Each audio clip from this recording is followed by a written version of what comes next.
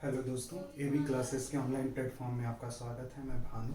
आज हम लोग यूजीसी नेट पेपर 1 में हायर एजुकेशन से रिलेटेड करंट टॉपिक में जो अपडेट आ रहे हैं उसको करेंगे। और करंटली जो अपडेशंस आया है बच्चे, वो आया है पीएम रिसर्च फेलोशिप्स के अंतर्गत। तो जो पीएम रिसर्च फेलोशिप्स है बच्चे, ये एक प्रकार से आपके एग्जाम के लिए भी इम्पोर्टेंट होता है। और ये टॉपिक हमसे पीएम रिसर्च फेलोशिप्स पे अगर क्वेश्चंस पूछना होगा, यूजीसी नेट के अंतर्गत बच्चे, जो यूजीसी नेट में पेपर 1 है और उस पेपर 1 में जो हायर एजुकेशन है, वहां पे आपसे पीएम रिसर्च फेलोशिप्स के बारे में पूछ सकता है।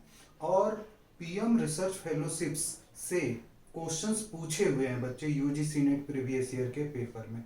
और वहां जो क्वेश्चंस पूछा गया था, वो क्वेश्चंस पूछा गया था कि जो पीएम रिसर्च फेलोशिप्स है, ये किस एरियाज में रिसर्च के लिए फेलोशिप्स दी जाती है, यानी कौन से डिसिप्लिन में ये फेलोशिप्स क्या की जाती है, एक प्रकार से दी जाती है। तो बच्चे, जो पीएम रिसर्च फेलोशिप्स है, वो एक्चुअली साइंस एंड टेक्नोलॉजी में क्या किया जाता है, ये फेलोशिप्स दिया जाता है। विज्ञान और जो प्रौद्योगिकी का क्षेत्र है, वहां पे पीएम रिसर्च फेलोशिप्स दिया जाता है।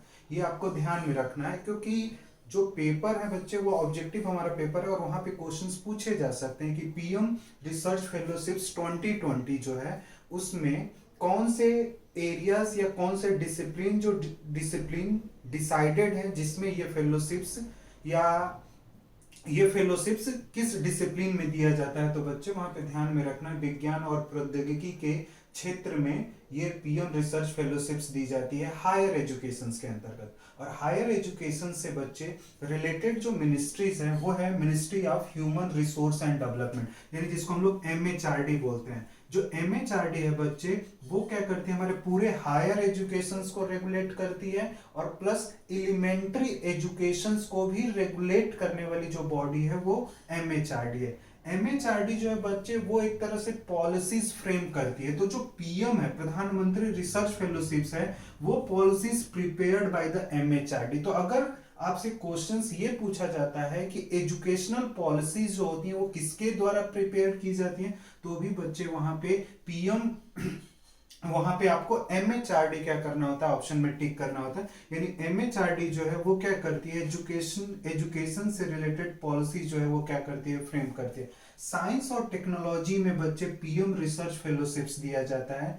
हाँ, पीएम जो रिसर्च फेलोशिप साइंस और टेक्नोलॉजी में जो दिया जाता है, उसके लिए स्टैंडर्ड क्या तय किया जाता है। तो जर्नलिस्ट जो भी बच्चे साइंस और टेक्नोलॉजी में अगर वो पीएचडी करना चाहते हैं या रिसर्च करना चाहते हैं, तो उन्हें गेट में स्कोर करना पड़ता है बच्चे। उनके गेट का स्कोर देखा जाता है। पहले ये 750 होता था, जिसको एक तरह से अमेंड करके 650 कर दिया गया है। लगभग आपका अगर 750 के आसपास अगर गेट में स्कोर होता था, तो आपको पीएम रिसर्च फेलोशिप्स क्या होती थी, मिलती थी। दूसरा वहीं पर देखा जाता था आपका सीजीपीए, कि आपका जो सीजीपीए अगर 8.5 पर 8.5 पहले होता था, पहले 8.5 दिया गया था, बाद में जो नया है उसमें 8, यानी अभी अगर आपका सीजीपीए 8 है और गेट में स्कोर अगर 650 है, तो आपको IIT, Indian institute of science and colleges और एनआईटी से आपको साइंस एंड टेक्नोलॉजी में रिसर्च करने के लिए पीएम रिसर्च फेलोशिप्स क्या होती है, दी जाती है। ये आपको ध्यान में रखना है।